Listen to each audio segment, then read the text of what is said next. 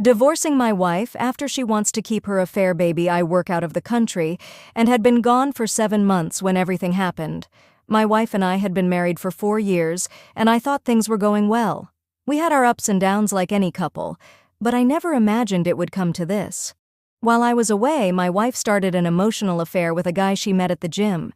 They exchanged a lot of texts and sexts, but according to her, nothing physical ever happened. She admitted that she enjoyed the attention and kept teasing him, but she swore she never crossed the line into physical cheating. Then one night, she went out with a couple of friends along with the guy. She told me he drugged her and sexually assaulted her. She confessed everything to me after she found out she was pregnant over the phone, and I had to rush back home. She told me she didn't want to go to the police because she was scared and didn't want to deal with the legal process. I don't believe her.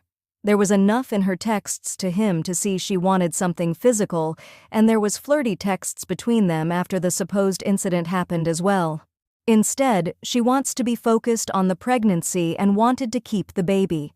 She told me that she saw the baby as a blessing, a way to start fresh, and that she wanted us to raise it together.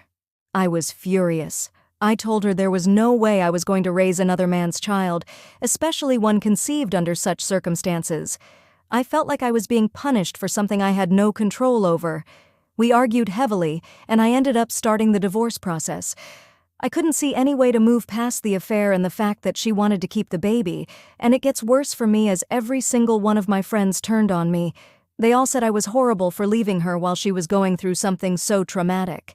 They said I should be supporting her and that I was being selfish. I don't care. She was cheating on me before the assault happened. I consider emotional cheating just as bad as physical cheating, and I couldn't see myself staying with her after everything that happened. It's been 6 months and she's been constantly trying to contact me, begging me to come back and talk things through. I refuse to speak with her directly and only respond through my lawyer, which causes her additional issues. The court-ordered paternity test has already confirmed that I am not the father. I hate how it takes a year here for divorce to be finalized. I also know it sounds harsh, but I need to protect myself.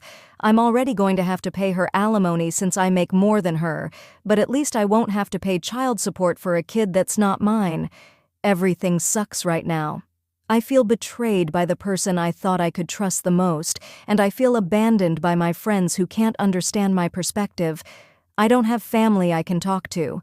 I just feel angry over everything. I'm not looking for sympathy or validation, I just needed to vent.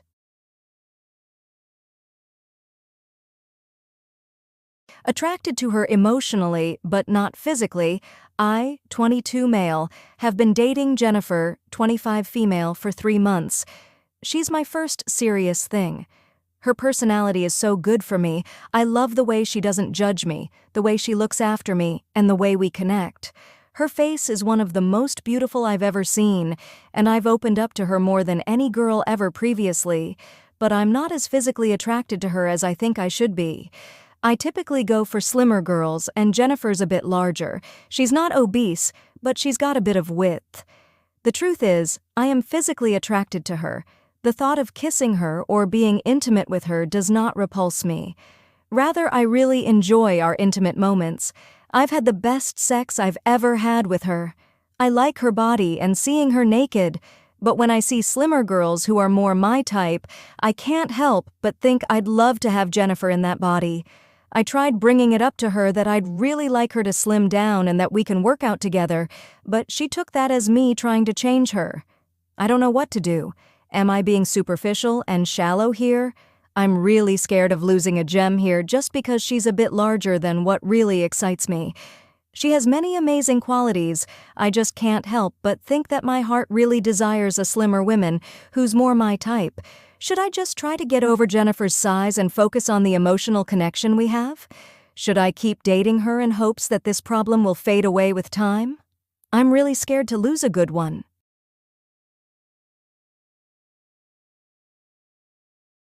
Growing resentful towards my BF sleeping too much, I try to be an understanding GF, but it's starting to piss me off how much my BF sleeps. For more context, we do not live together and it's currently summer vacation. He wakes up at around 8:30 a.m., we talk for a bit, and he runs errands around 11 a.m., then decides to nap until 1:30 p.m. He asks me to call and wake him up. I find myself calling him until 5:30 p.m. because he does not wake up at all. I give up and let him sleep, and he wakes up on his own at 7 p.m., then sleeps again at midnight. On other days, he wakes up at noon or even 4 p.m. He already wakes up late, and he even takes these horrendously long naps throughout the day. There have even been times he's slept through an entire day of our hangout. I ended up playing games on his PC before it was time for me to go home. He's probably awake for a total of 5 hours in the whole day now. I've gotten past the point of worrying about his body clock, if he's hydrated or starving, or even his bladder because I'm just sick of it. I'm tired of missing him and not being able to talk to him at all because he's asleep. Today, the last I heard from him was 7 hours ago. I'm well aware he's a heavy sleeper who doesn't wake up to alarms or phone calls, but I don't know how much more understanding I can be because I'm always annoyed now whenever he finally wakes up. Is there any way I can deal with this? It makes me feel stupid how much more I miss him, and when he says he misses me, I always dismiss it at the back of my mind because he was asleep the whole day. So how could he have known? It's not the same. I just feel neglected as a partner, and it's almost like I don't even have a boyfriend anymore. I hate that my boyfriend is poor. I am struggling with money as well, but still I'm in a better condition compared to my boyfriend, and so I find myself paying on his behalf more often than I feel comfortable with. I find myself lending him money. I find myself helping him out only because I feel guilty about having more money than he has. Even though it's my own money, I feel guilty about treating myself to anything nice. How can I go get a foot massage when he doesn't have enough money for gas? And so I help him out instead. I love him dearly. I love him a lot. But it sucks that I can't enjoy my own hard-earned money without feeling like he secretly hates me for having fun while he's struggling. I hate lending him money, and I feel angry that he has the audacity to ask me for money after I've paid for his dinner for the past 3 days. It's not his fault that he's poor, but I feel resentful sometimes. My friends all have comparatively well-off boyfriends, and they treat their girls to nice meals and dates.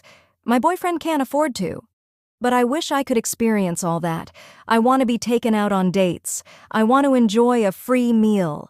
I feel like I could have been living a happier life if I wasn't burdened with his expenses on top of mine. Am I a terrible person?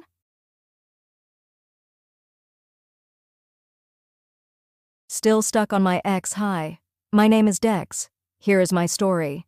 My now ex-fiancé and I were dating on and off for 13 years. At the very end of our relationship, he proposed to me and we were engaged. Then he wanted space and a break for 6 months. A few days after announcing this, he calls me and immediately asks me to marry him right away out of the blue. As much as I wanted to say yes, I knew it was too soon and impulsive that he asked, after remembering his previous request, which he immediately ignored. The next day he called to take back the engagement, admitting he acted impulsively. Then I didn't hear from him for a while. A week later, I find out from him that our relationship is over, and he now identifies as straight. I was one of the last people to find out my own relationship had ended. He was extremely hostile towards me when I called and acted like he didn't want to talk to me. Turns out he immediately moved on with a woman within 5 minutes after leaving me. She is also in her 30s, is also Spanish, and also has some of the same interests as me, which hurts even more. I know it's a coincidence, but it just adds to the hurt and irony. He angrily gets annoyed and demands that I move on as quick as possible. As much as I wish that were possible, my therapist told me that rushing things could be even more detrimental to my mental health. When I informed him of this, he became even more angry and stated that he doesn't care and insisted that I move on. They have now been together for 4 to 6 months and are already engaged. He says she is the best thing that has ever happened to him. I have been so depressed and distraught over this ever since.